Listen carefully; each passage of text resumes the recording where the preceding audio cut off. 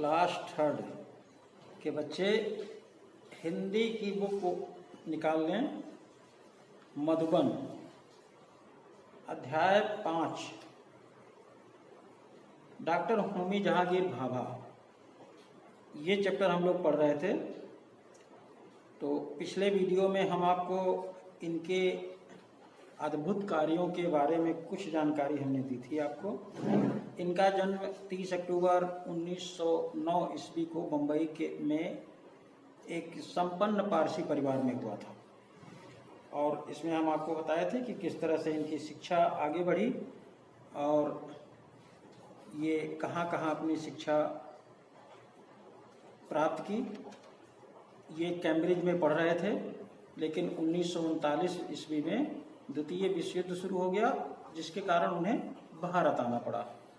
तो यहाँ तक आप लोग पढ़ चुके थे। अब इसके आगे देखिए, जब वो भारत वापस आ गए तो उन्होंने बेंगलोर में नोबेल पुरस्कार विजेता प्रसिद्ध भौतिकीविद सीवी रमन के मार्गदर्शन में इंडियन इंस्टीट्यूट ऑफ साइंस के भौतिकी विभाग में रीडर के पद पर कार्य किया। यानी ये सीवी रमन का आप नाम सुने होंगे।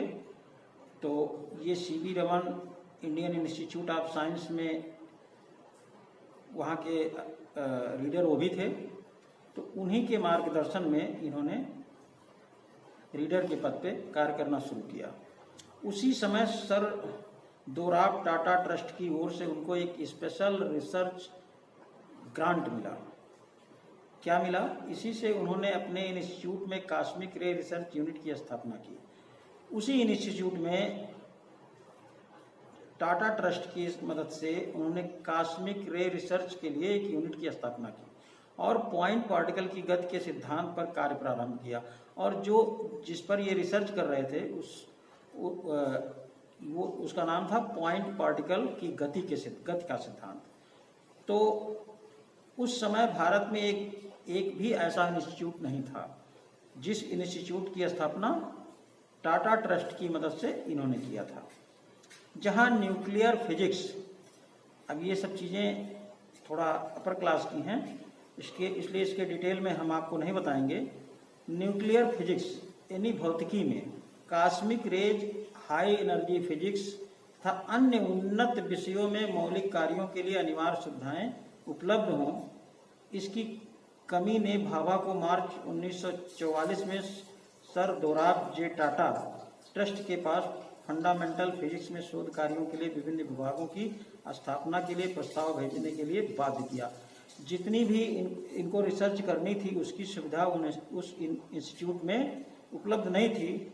तो इन्होंने एक प्रस्ताव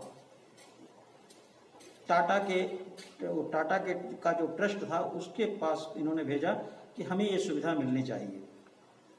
अप्रैल 1944 में इस ट्रस्ट के संस्थापकों ने भाभा के प्रस्ताव को स्वीकार कर लिया और उसी साल इनके प्रस्ताव को जे.आर.डी. टाटा का जो ट्रस्ट था उस ट्रस्ट ने स्वीकार कर लिया और उन्हें ऐसा इंस्टीट्यूट स्थापित करने में आर्थिक मदद दी। और उन्होंने इनको आर्थिक मदद दी और बम्बई का नाम इस प्रस्तावित इंस्टीट्यूट के लिए चुना गया। इस काम में बम्बई सरकार ने भी संयुक्त संस्थापक की भूमिका निभाई। यानी वहाँ की जो महाराष्ट्र की सरकार थी उन्होंने भी इनकी मदद की।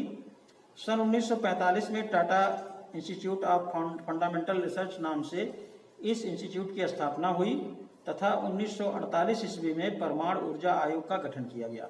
देखिए, जो भारत में परमाणु रिएक्टर या परमाणु से संबंधित जितने भी कार्य हुए उसका श्रेय सिर्फ होमी जहांगीर भाभा को जाता है। और जब इसकी परमाणु ऊर्जा आयोग का गठन किया गया तो इसके प्रथम अध्यक्ष भाभा ही बनाए गए। आगे चलकर भाभा को लगा कि लंबे समय तक परमाणु ऊर्जा कार्यक्रम के लिए तकनीक विकसित करना इस इंस्टीट्यूट के द्वारा संभव नहीं है। इनको लगा कि इसके आगे जब तकनीक को विकसित करना पड़ेगा तो ये इंस्टीट्यूट काफ़ी नहीं है, यहाँ उतनी सुविधाएं नहीं हैं। इसलिए उन्होंने इस उद्देश्य की पूर्ति से संबंधित एक अलग प्रयोगशाला स्थापित करने के लिए मुंबई सरकार को इन्होंने एक प्रस्ताव भेजा और उस प्रस्ताव में इन्होंने क्या लिखा? बम्बई सरकार ने इस प्रयोगशाला के लिए ट्राम्बे बम्बई के पास ही एक स्थान है, उस स्थान पे 1200 एकड़ भूमि अधिग्रहित की, सरकार ने अधिग्रहित की। आगे चलकर 1954 ईस्वी में, तब तक भारत आज़ाद हो चुका था, एटॉमिक एनर्जी एस्टेब्लिशमेंट ट्राम्बे ने कार्य करना शुरू कर दिया। आज इसी 1200 एकड़ जमीन पे जो प्रयोगशाला बनी है, इसी को भाभा इंस्टीट्यूट कहा जाता है। इन्हीं के नाम पे उस इंस्टीट्यूट का नाम रख दिया गया है। उसी साल परमाणु ऊर्जा विभाग की भी स्थापना हुई और सन 1950 में भाभा ने अंतर्राष्ट्रीय परमाणु ऊर्जा फोरम में भारत का प्रतिनिधित्व किया। ये भारत के सबसे वरिष्ठ वैज्ञानिक थे जो परमाणु ऊर्जा पर शोध कर रहे थे, इसीलिए इनको अंतर्राष्ट्रीय परमाणु ऊर्जा फोरम में भाग लेने के लिए भारत की तरफ से प्रतिनिधि नियुक्त करके भेजा गया। 1955 में स्विट्जरलैंड के जिनेवा में परमाणु ऊर्जा के शांतिपूर्ण उपयोग पर संयुक्त राष्ट्र संघ कॉन्फ्रेंस की भी अध्यक्षता की। तो ये बहुत ही टैलेंटेड थे।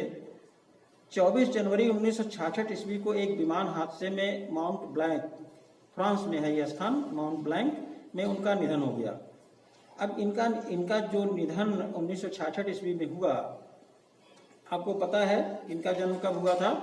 1909 में। तो नियर अबाउट 57 ईयर्स में ही विमान दुर्घटना में इनकी मौत हो गई और आज तक इनके मौत का रहस्य से पर्दा कभी उठ नहीं पाया।